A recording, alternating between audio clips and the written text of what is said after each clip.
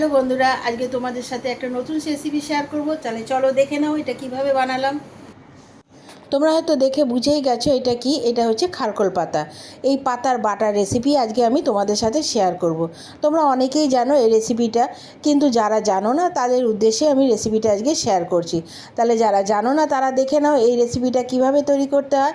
তাহলে দেখো আমি প্রথমে কি করে নিলাম। পাতা ডাঁটিটাকে ভালো মতন পরিষ্কার করে নিয়ে ছোট ছোট করে কেটে একটু গরম জলে ভালো করে সেদ্ধ করে নেব। এবার একটা মিক্সিং বলে কয়েক কোয়া রসুন আর কয়েকটা কাঁচা লঙ্কা দিয়ে সেদ্ধ করা পাতা ডাঁটিটাকে ভালো করে একটা মিহি পেস্ট বানিয়ে নেব।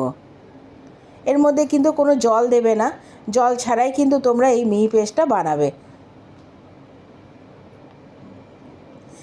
এই রেসিপিটা কিন্তু খেতে ভালোই লাগে গরম ভাতের সাথে। তোমরা বাড়িতে একবার ট্রাই করো, খুব কম সময়ের মধ্যে কিন্তু রেসিপিটা তৈরি হয়ে যায়। এবার কড়াইতে খানিকটা তেল দিয়ে তেলটা যখন গরম হয়ে যাবে তার মধ্যে দিয়ে দেবো খানিকটা কালো জিরে। এবার যে পাতার পেস্টটা বানিয়ে রেখেছিলাম সেটা আমি দিয়ে দেবো। এটা কিন্তু বেশ খানিকক্ষণ ধরে নাড়তে হবে যতক্ষণ না এটা কড়াই থেকে ছেড়ে আসবে। তেলের পরিমাণটা একটু বেশি দিও, তাহলে খেতে একটু ভালো লাগে। আন্দাজ মতো নুন দিয়ে দেবে আর সামান্য মিষ্টি। এবার এটা বেশ খানিকক্ষণ আমি রান্না করব, যতক্ষণ না এটা কড়াই থেকে ছেড়ে আসে।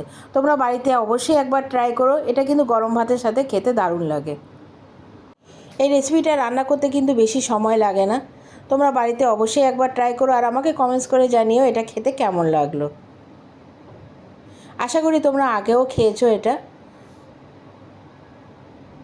আমি কিন্তু খুব সাধারণভাবেই রেসিপিটা তোমাদের কাছে শেয়ার করলাম। আমার রেসিপিটা কিন্তু কমপ্লিট। নামিয়ে আমি তার মধ্যে কিছুটা কাঁচা তেল দিয়ে দেবো।